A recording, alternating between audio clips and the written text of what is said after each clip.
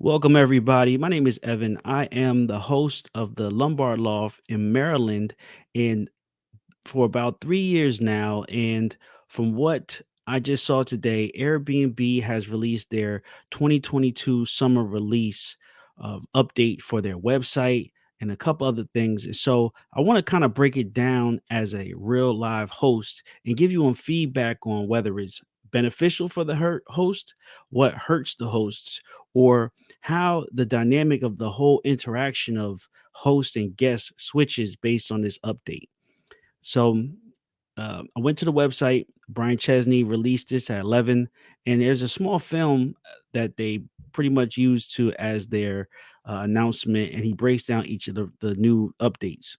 Now, I want to talk to you guys in this sort of casual way to sort of break it down realistically. This is not like a paid advertisement. This is not like beneficial to Airbnb, but this is my real perspective since this is something that I do and it's something that I manage day to day.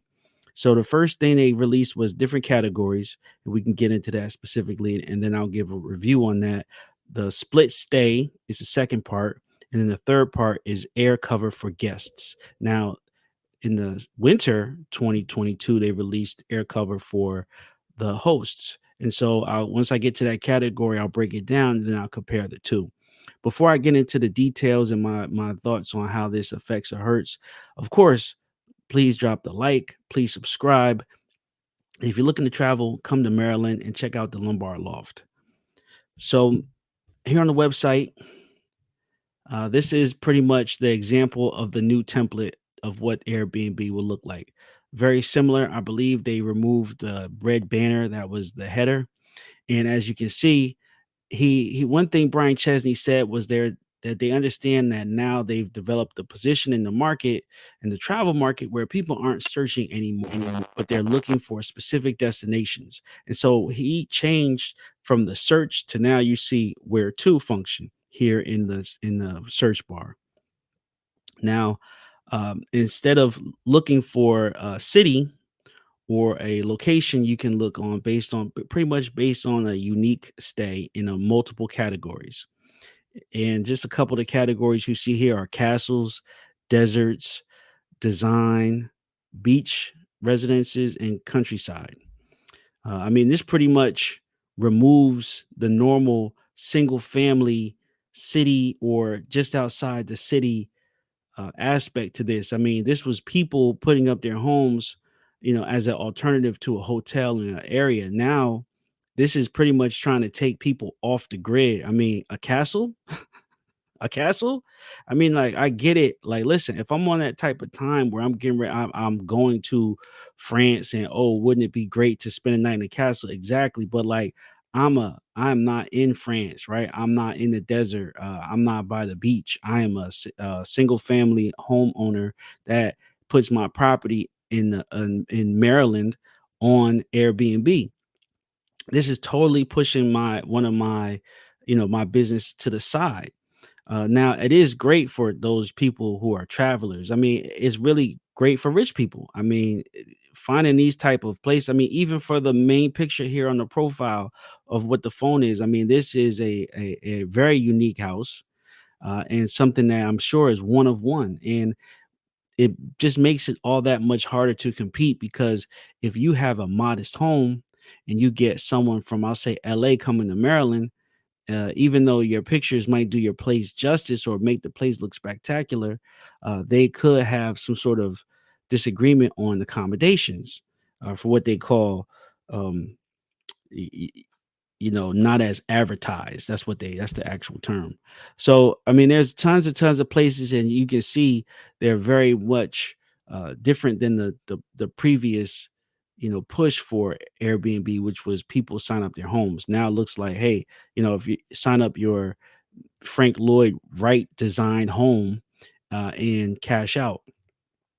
So I definitely call this a move towards unique stays. I mean, there's no more single family. I mean, it seems like the pushes in the advertisements and the marketing will really go for that. So here's their explanation. It says here people are more flexible than ever about where and when they travel. To help them take advantage of new possibilities, we're introducing our biggest change in a decade, including a completely new way to search, a better way to stay longer, and an unmatched level of protection. So this is pretty much what they're describing as a new way to search. Introducing all new design built around Airbnb categories to help our guests easily explore the world of Airbnb. Now, I see why they would bring this to the front because if you just go on Facebook or Instagram or Twitter, when people do travel, they do stay at these type of unique places or what I've called a theme home, right? So there was a 007 theme, there was a casino theme home, there was a Jurassic Park theme home, even a Star Wars theme home.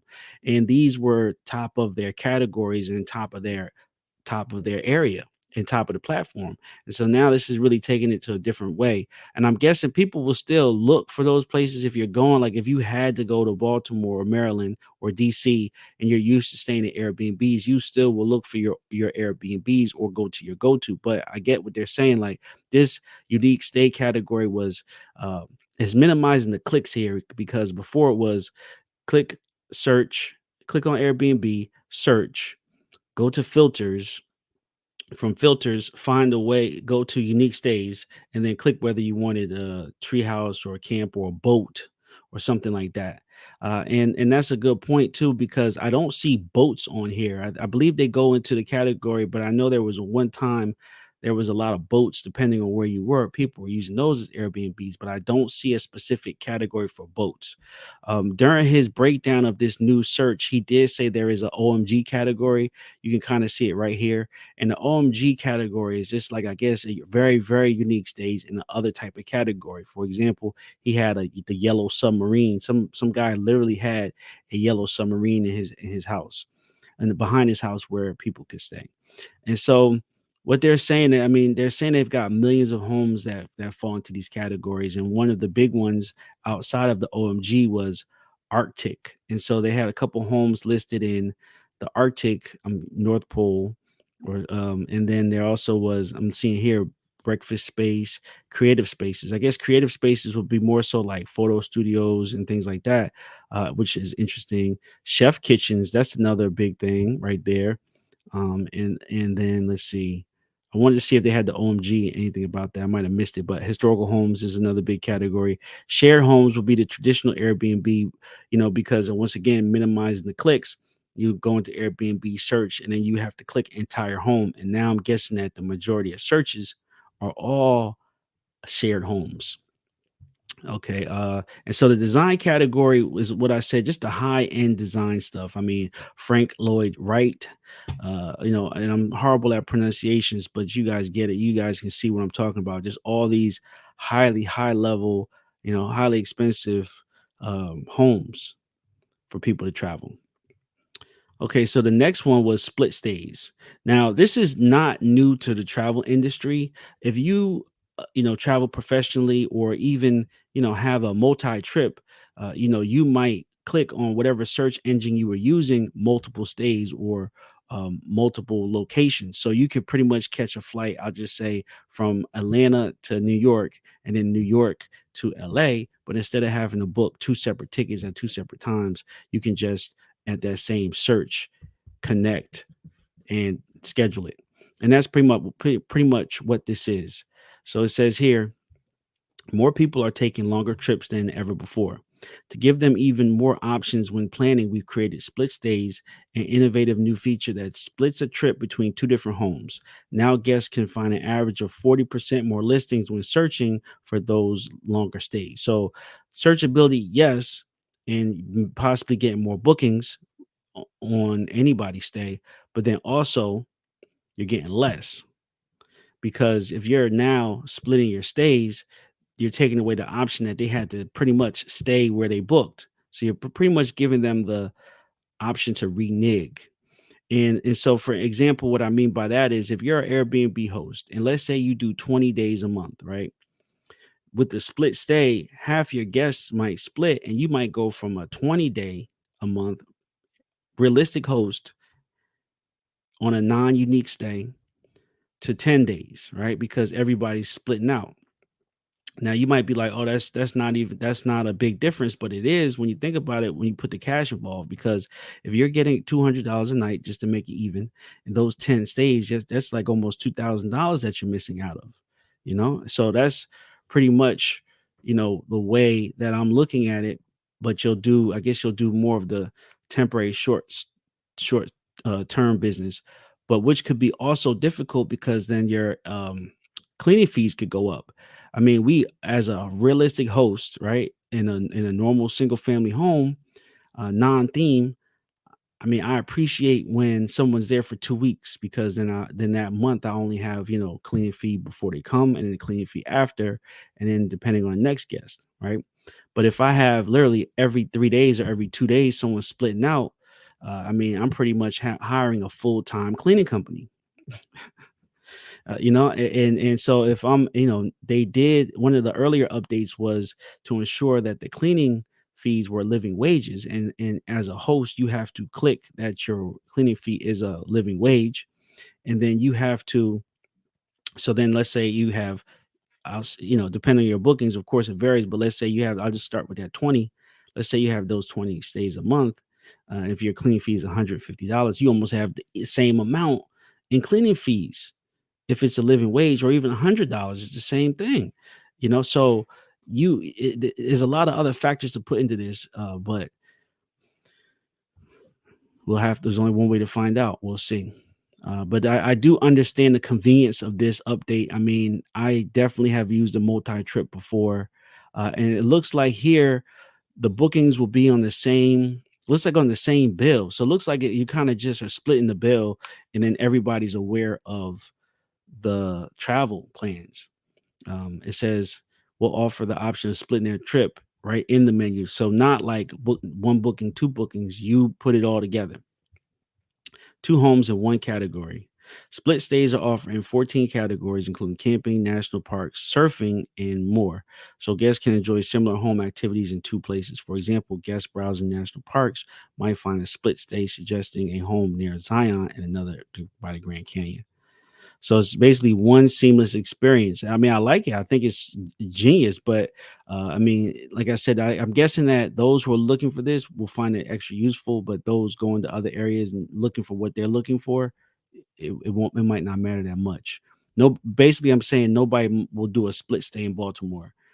Um, okay, very cool apartment. Okay, it looks like it tells you the distance between the two, so that's cool. Animated mapping, intelligent mapping, matching, and easy booking. All right, I'm up for it. Okay, and so this is the big one. AirCover for guests. So they're saying here unmatched level of protection. AirCover is the most comprehensive free protection travel, giving our guests the confidence of knowing that if something goes wrong, we have their backs. So free protection in travel, the most comprehensive free protection in travel. And they're not lying. I mean, AirCover has been great for me. I did have some very bad guests that did some damage, and through their submission process, I was able to recover my costs. But at the same time, think of two trains on the same track. Bam, they collide, right? So let's say that same bad guest takes offense to the claim that I made, and then let's say she does a guest air cover before I can do mine, and you get what I'm saying? It changes the conversation.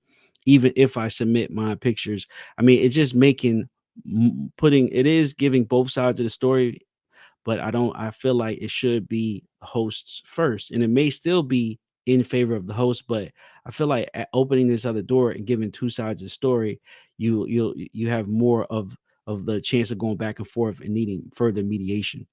But the way the process worked for me in my damage claim, I submitted the pictures, I filled the report, I sent it in within the time. It used to be 9 days that you had, and I believe you have a longer period now, but um, I I still do get it in within like 1 to 3 days, and, and they get back to you. It takes a long time. Like, they didn't get back to me before the next guest.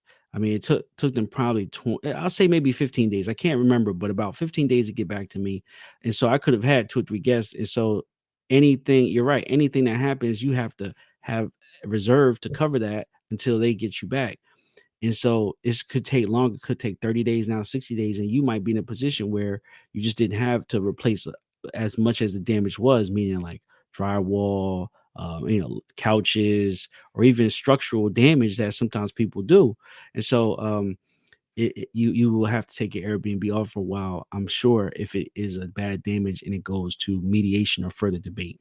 And honestly, that's another step I would like to see them add. Like, I know they're asking for up to take pictures, asking you to submit. I would like them to add maybe a FaceTime verification process where a host, I'm talking about a host here, a host can FaceTime Airbnb person in that department, and they can show them the damage as verification, in addition to submitting the pictures and possibly getting a faster turnaround time for some of those refunds if it is damaged and if the schedule and the next guest is coming up. But this, to me, so the first one, so what's the first rule in the air cover? So first of all, it is air cover provides four protections for every guest on every stay. So booking protection. So in the unlikely event a host needs to cancel a booking within 30 days of check-in, will find guests a similar or better home or will refund them. Okay, I mean that's pretty standard. I mean, sometimes things happen. Like I said, if the guest before cause damages that you can't repair before your next guest, you're going to have to cancel. And so Airbnb is saying that they're going to guarantee your booking and then they're going to find you another stay. No debate there. I mean, that's how it should be. Um, but sometimes there are guests who are not cooperative in the pre-booking process, meaning, hello, how are you? Can you tell me more about your stay? And there's blank. It's just no response. Or some of the spam messages we get, like I would honestly hate, and they haven't talked about that a lot, but we do get a lot of spam on these sites. I mean, VRBO gets a lot of spam, and I've gotten a lot of spam on Airbnb to the point where it's a fake person acting like they want to book for a large period of time for thousands of dollars. And imagine if I had Instabook on, and imagine if I pre-approved them, right? Now, I guarantee that, now you're right, they might not book, but through the online process, and the scam is they want you to contact them outside of the app. Imagine if somebody does that, right? Because they feel like they booked and they feel like that they're going to be covered through this, and they're not. And let's say they get into a trouble situation, or let's say that, um, let's say the guest doesn't respond, they accept, and the guest comes and it ends up being a bad situation, like a huge party or just some shady people doing some shady things that you don't know what's going on. And if something like that happens, then I get what they're saying. They're guaranteeing the guest, the but and then like I said, the two programs to me bang heads because you got the host saying something, you got the guest saying something, and no resolution. So it could be difficult, but they could easily be scamming, like book somewhere, and then automatically try to get this guarantee. So the next one is check-in. So check-in guarantee. If a guest can't check into their home and the host cannot resolve the issue, we'll find them a similar better home. I mean, no, or it says we'll refund them. I mean, no debate there. Get what you book guaranteed. So I mean, so this is the problem because this one is up for interpretation. If at any time during a guest stay they find their listing isn't advertised, so this is that first sentence, at any during a guest stay, at any time during a guest stay. So if they stay one night and then they just say this isn't what I wanted after they stayed a night, and then they leave, right? And want to get their money back. I mean, that to me, that could be a sham, a ruse. I mean, there are people in urban cities that do things like this and can easily just go look to hop around from Airbnb to Airbnb for one night using the it's not what I expect to guarantee. It's almost like a automatic return, like, oh yeah, I ate half of it, but I didn't like it. Can I have my money back? Like, it shouldn't work like that. Now it says here, for example, and this is one thing I do know about the Airbnb dispute process, they will deny you. And so I'm guessing that here, even with this get what you book guarantee, if it is some sort of BS excuse, they will get denied. But I mean, if you get 10 guests all with excuses, I mean, there's a percentage there. Maybe nine get denied and one gets approved and against the host, and you could be out of $500. So the example they give in the third example, in the third change, is if the refrigerator stops working and the host can't fix it, or if it has fewer bathrooms than listed, guests will have 3 days to report it, and we'll find them a similar or better home, or we'll refund them. Okay, so it says they have 3 days. So anytime during the stay. So if they're staying for 6 days, the first 2 days they find out there's something wrong, they can report it, and then they can. I'm guessing it says once they report it, it could get escalated to needing a place to go immediately. And so, I mean, but there's still a process about this. They have to reach out to the host. The host has to, at least, I'm guessing the host will have to at least have to try to fix it if there is a problem. They meaning that because originally they did try to have the host talk directly to the guest, right? So when it was damages, the host talked to the guest, and then the guest can either pay or deny. And a lot of times in those early days of Airbnb, they were just ignoring it, deleting their page.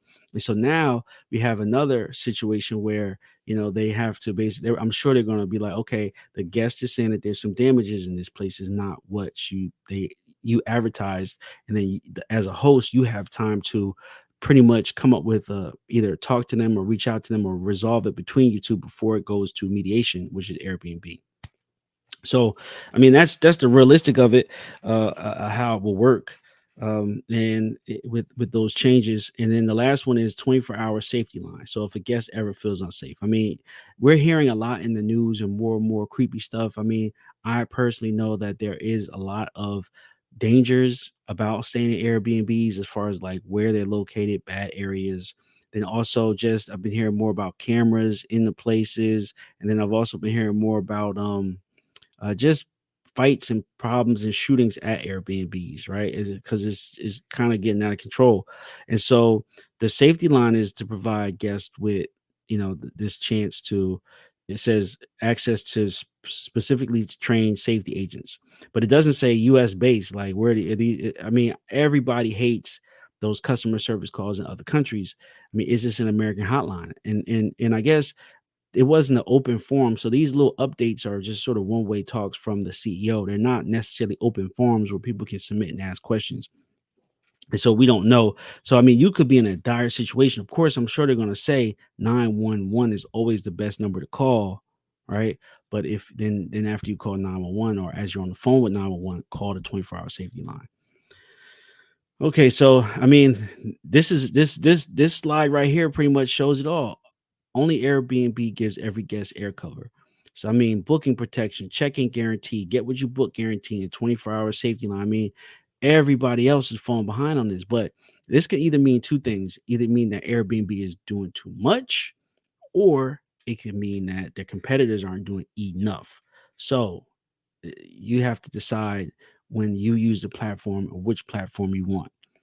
I have been seeing an update of people use VRBO. My VRBO bookings have skyrocketed in the last couple months, and my Airbnb bookings have went down. Now, when my Airbnb bookings, the ones that I get, they're not necessarily quality.